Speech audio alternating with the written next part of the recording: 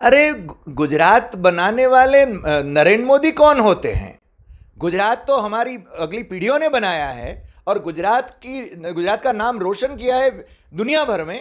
नरेंद्र मोदी तो चुनावी राजनीति करते हैं और ये अस्मिता की बात करते हैं। के.एम. मुंशी ने गुजराती अस्मिता की बात करी थी, हमारे पूर्वजों ने बात करी थी और Gujarat was always number 1।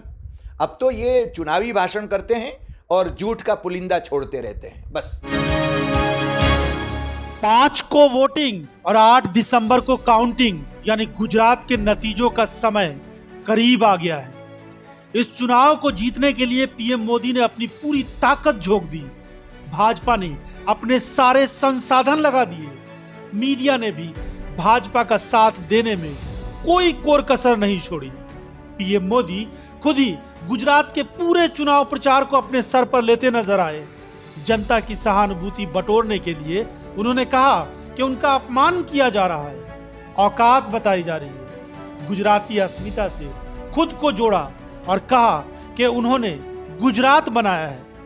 Ahmedabad की सड़कों पर 50 किलोमीटर से ज्यादा का लंबा रोड शो करते नजर आए। लेकिन पीएम मोदी की इन तमाम कोशिशों का क्या गुजरात की जनता पर कोई असर पड़ा है? आइए जानते हैं। गुजरात से संबंध देश की और गुजरात की राजनीति पर बारीक नजर रखने वाले 40 सालों से ज्यादा पत्रकारिता, रिसर्च और पढ़ाई के क्षेत्र में सेवा देने वाले प्रोफेसर हरि देसाई का इस मामले पर कुछ और ही कहना है। आइए उन्हीं से समझते हैं गुजरात चुनाव में भाजपा की असलियत क्या है। तो गुजरात चुनाव यानी गुजरात विधानसभा चुनाव की इन्हीं सच्चाइयों को टटोलने के लिए इस वक्त हम डॉक्टर हरि देसाई सर के पास हैं और उन्हीं से जानते हैं विस्तार से कि इस बार का गुजरात का विधानसभा चुनाव क्या प्रधानमंत्री नरेंद्र मोदी को बहुत बड़ी चुनौतियां दे रहा है।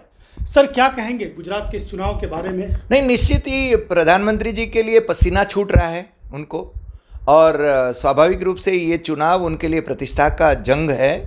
और वोटर्स हैं वो काफ़ी साइलेंट हैं, यानी वो खुलकर बोलते नहीं हैं।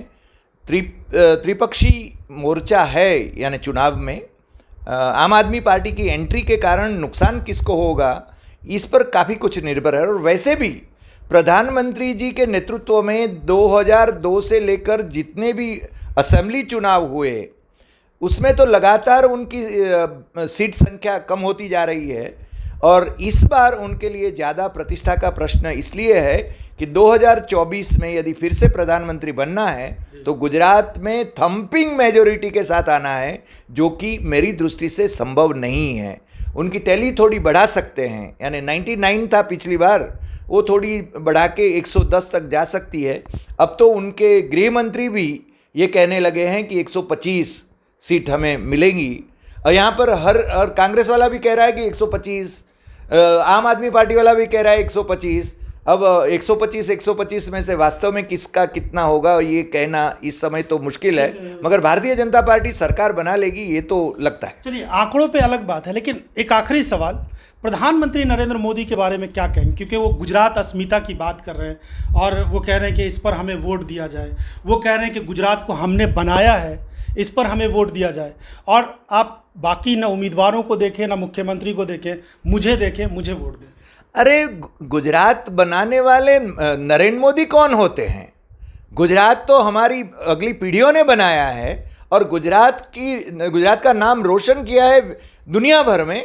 नरेंद्र मोदी तो चुनावी राजनीति करते हैं और ये अस्मिता की बात करते हैं। के.एम. मुंशी ने गुजराती अस्मिता की बात करी थी, हमारे पूर्वजों ने बात करी थी और गुजरात वॉज ऑलवेज नंबर 1।